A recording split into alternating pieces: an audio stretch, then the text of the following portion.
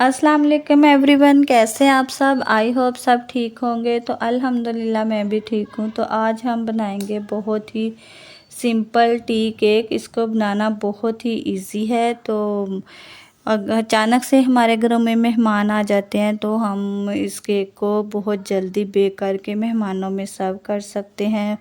बच्चे भी बहुत शौक़ से इसको खा लेते हैं, तो बच्चों को भी आप बना के दे सकते हैं। तो इसको बनाना बहुत ही इजी है।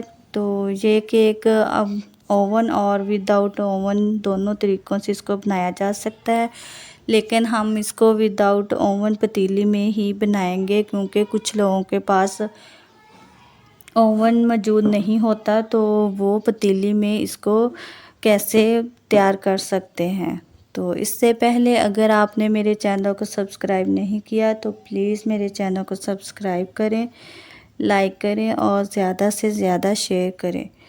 तो चलें आज इसको हम बनाना स्टार्ट करते हैं।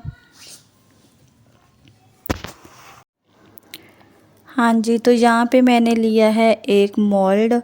तो ये मोल्ड आपको किसी भी मार्केट से बआसानी आपको मिल सकता है। ये ज़्यादा एक्सपेंसिव नहीं होता, बहुत ही अफोर्डेबल प्राइस में आप इसको बाय कर सकते हैं।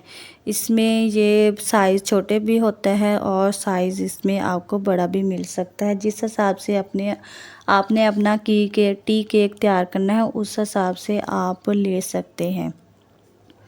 तो ये नॉन स्टिक है, आप इसको ओवन में भी रख के तैयार कर सकते हैं और पतीली में भी इसको रख के तैयार कर सकते हैं। तो केक बनाने से सबसे पहले हमने मोल्ड को ब्रश की मदद से चारों साइडों पे कुकिंग ऑयल लगा लेना है। तो कुकिंग ऑयल लगाने के बाद मैं इसमें लगाऊंगी बेकिंग जो पेपर होता है, वो इसमें इसके साइज़ का कटिंग करके इसमें अटैच कर दूंगी।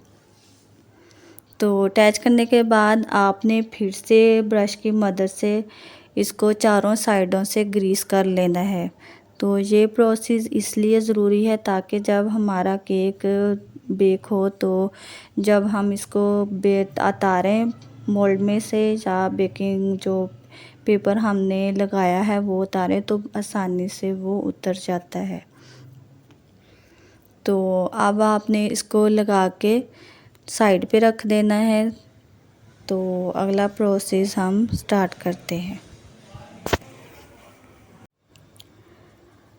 हाँ जी, तो यहाँ पे मैंने लिया है एक बाउल। तो बाउल में मैं शामिल करूँगी 2 एग। तो आपने एग को रूम टेम्परेचर पे ही यूज़ करना है। अगर आपने एग को फ्रिज में रखा हुआ है तो केक बेक करने से पहले 15 मिनट आपने एग को निकाल के बाहर रख देना है। उसके बाद आपने इसको यूज़ करना है। तो मैं यहाँ पे हैंड विक्सर का यूज़ कर रही हूँ। आप चाहें तो इसको इलेक्ट्रिक बीटर के साथ भी बीट कर सकते हैं, लेकिन इसलिए मैं इसको विक्सर के साथ कर रही हूँ क्योंकि कुछ लोगों के पास इलेक्ट्रिक बीटर मौजूद नहीं होता, तो वो उसको हैंड विक्सर के साथ भी विक्स कर सकते हैं। तो आज यहाँ पे आपने इनको अच्छे से विक्स करना है। 5 या 10 मिनट के लिए आपने इसको बीट करना है ताकि जो हमारे एग हैं वो एक फ्लफ़ी से हो जाएं।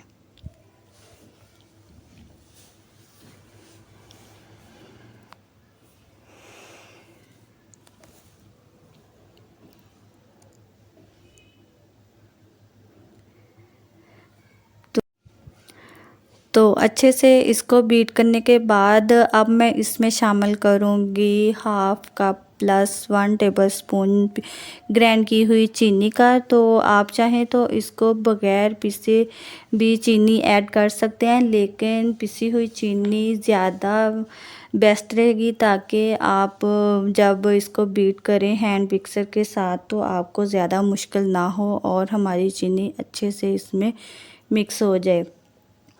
तो कोशिश करें कि आप ग्राइंड की हुई चीनी ही, जो आम घर में नॉर्मल चीनी हमारी यूज़ होती है, वो ही चीनी आपने ग्राइंड करके इसमें शामिल कर देनी है। तो शामिल करने के बाद हमने फिर से अच्छे से हैंड मिक्सर को इसमें अच्छे से मिक्स करना है ताकि चीनी हमारी एग में अच्छे से मिक्स हो जाए। तो मिक्स करने के बाद मैं इसमें शामिल करूँगी हाफ़ कप ही कुकिंग ऑयल का। आप चाहें तो इसमें बटर भी शामिल कर सकते हैं, लेकिन मैं इसमें कुकिंग ऑयल का शामिल करूँगी। तो शामिल करने के बाद अब मैं इसमें शामिल करूँगी 1 टीस्पून वनीला एसेंस का। तो यहाँ पे मैंने डाल दिया है इसमें वनीला एसेंस का। वनीला एसेंस हम इसमें इसलिए डालते हैं ताकि कुछ लोग कहते हैं कि एग की जो केक में से स्मेल आती है, तो वनीला एसेंस शामिल करने से हमारे वो केक में एग की स्मेल नहीं आती। तो इसलिए वनीला एसेंस को केक में शामिल किया जाता है। तो आई होप आपको मेरी समझ आ गई होगी। तो ये देखें, यहाँ पे मैंने इन सब चीज़ों को डालने के बाद अच्छे से इसको मिक्स कर लिया है। तो इतना आपने इसको मिक्स करना है, 10 या 15 मिनट के लिए आपने इसको मिक्स करना है ताकि सब चीज़ें हमारी अच्छे से बीट हो जाएं। तो अब मैं इसमें शामिल करूँगी ड्राई हमारी चीज़ें। तो सबसे पहले मैंने इसमें शामिल किया है 1 कप मैदे का। तो इसके बाद अब मैं इसमें शामिल करूँगी 1 टीस्पून बेकिंग पाउडर का। तो आपने कोशिश करनी है कि आपने मेजरिंग कप से ही इसमें सारी चीज़ें शामिल करनी है और मेजरिंग टीस्पून से ही आपने इसमें सब शामिल करना है। तो यहाँ पे मैंने इसमें शामिल करूँगी 1 पिंच सॉल्ट का। सॉल्ट मैं इसलिए इसमें शामिल कर रही हूँ ताकि जो हमने इसमें चीनी ऐड की है तो हमारे शुगर लेवल को ये कंट्रोल कर सके और दोनों चीज़ों को ये बैलेंस कर सके। तो कुछ लोगों को ज़्यादा मीठा पसंद नहीं होता, तो इसलिए 1 पिंच मैंने इसमें सॉल्ट का ऐड कर दिया है। तो अच्छे से सब चीज़ों को डालने के बाद हमने स्टेन कर लेना है। तो अब आपने मिक्सर के साथ ही इसको अच्छे से मिक्स करना है। आपने इसको अपर डायरेक्शन में नहीं घुमाना, बस एक ही आपने डायरेक्शन में इसको घुमाना है और इसको अच्छे से मिक्स कर लेना है। तो मिक्स करना थोड़ा सा यहाँ पे हमें मुश्किल होगा। तो यहाँ पे मैंने इसमें डाला 1 कप मिल्क का, तो वो वीडियो मुझसे स्किप हो गई डालते हुए। तो मैंने इसमें 1 कप मिल्क का डाला है। तो मिल्क भी आपने रूम टेम्परेचर का ही लेना है। अगर आपने फ्रिज में मिल्क रखा है तो कोशिश करें कि 15 मिनट पहले आप सारी चीज़ों को निकाल के बाहर रख दें। तो ये देखें, दूध मिक्स करने के बाद अच्छे से हमारा जो टेक्सचर है वो बन के केक का तैयार हो गया है।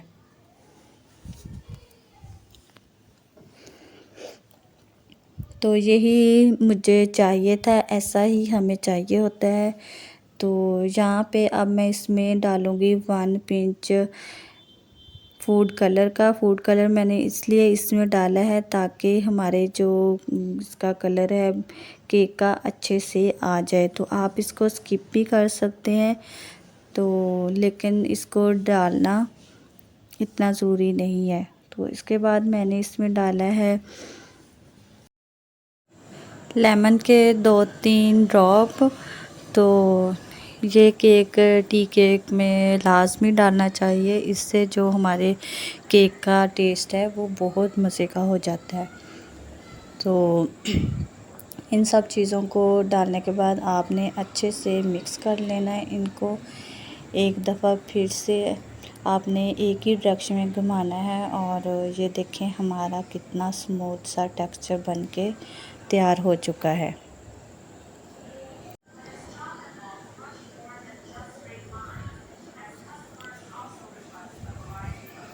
तो अब हमने अपने मोल्ड में इसको मिक्सचर को जो हमने तैयार किया है इसमें पोर कर देना है अच्छे से। तो आपने इसके 3 हिस्से इसमें डालने हैं। एक हिस्सा आपका मोल्ड के ऊपर से आपने नहीं डालना, क्योंकि हमारे केक ने अभी बेक भी होना है। तो आपने इसमें सिर्फ 3 हिस्से ही डालने हैं। और ऊपर से थोड़ी जगह रख लेनी है ताकि बेक हमारा केक जो है बेक होके ऊपर को ही आना है। तो इस पहले मैंने प्रेशर कुकर को 10 मिनट फुल आंच पे रख दिया था, तो ये बिल्कुल हीट में आ गया था। तो अब मैं इसमें अपना केक रखूँगी। तो आप इसमें ऐसी कोई भी छन्नी रख के ऊपर से आप इसको कवर कर सकते हैं। 35 से 40 मिनट आपने इसको यहाँ पे कवर कर देना है सीटी लगा के। और जो आंच है हमारी उसको आपने बिल्कुल हल्की कर देनी है ताकि हमारी जो आंच है वो हमारे जो पतीली को टच ना हो। तो यहाँ पे 40 मिनट हो चुके थे, तो आपने टूथपिक के साथ चेक कर लेना है कि आपका केक तैयार हो चुका है या नहीं। अगर पिक अंदर से ड्राई है तो समझे हमारा केक रेडी हो चुका है। तो यहाँ पे मेरा केक रेडी हो चुका था। तो उसके बाद आपने इसको फ़ौरन से मोल्ड में से नहीं निकालना, ना ही इसका पेपर आपने उतारना है। आपने इसको 10 मिनट के लिए कवर करके रख देना है ठंडा होने के लिए। तो 10 मिनट के बाद आपने इसको मोल्ड में से निकालना है और इसका पेपर आपने उतारना है। तो यहाँ देखें कितना इजी हमारा ये पेपर आसानी से उतर जाएगा। आपने बिल्कुल नरम हाथ से इसका पेपर उतारना है ताकि हमारा जो केक है वो टूटे ना। तो ये देखें मैं बहुत ही आस्ता आस्ता आप लोगों को दिखाने के लिए भी दिखा रही हूँ कि हमारा जो केक है वो बिल्कुल भी टूटा नहीं है और जो पेपर है कितना इजी ऊपर से उतर रहा है।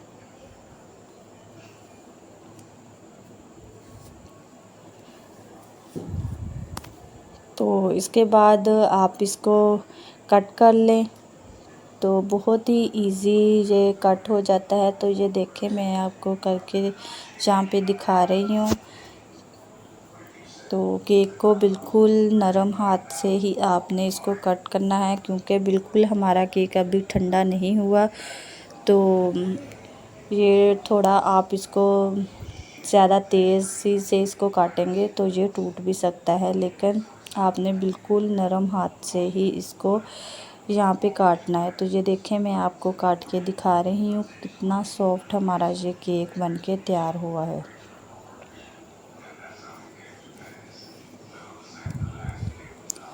तो आप इसको चाय के साथ जिस तरह मर्ज़ी अपने मेहमानों में सर्व करें। तो बहुत ही इजी हमारा ये केक बनके तैयार हो गया है, कोई इसमें इतना टाइम नहीं लगा। तो 1 कप में हमने अपना केक तैयार कर लिया है।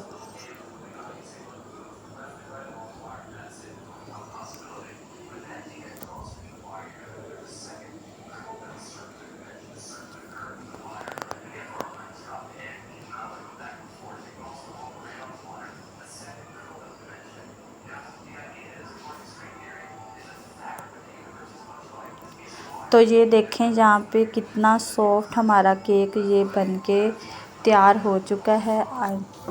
तो आपको ज़रूर मेरी ये रेसिपी अच्छी लगी होगी, तो आप ज़रूर इसको ट्राई कीजिएगा। तो बहुत ही इजी हमारा ये केक आपके सामने बनके तैयार हो चुका है। तो अगर आपको मेरी ये रेसिपी अच्छी लगी है तो मुझे कमेंट में ज़रूर बताइएगा। तो मिलते हैं एक नेक्स्ट वीडियो में। अल्लाह हाफिज़।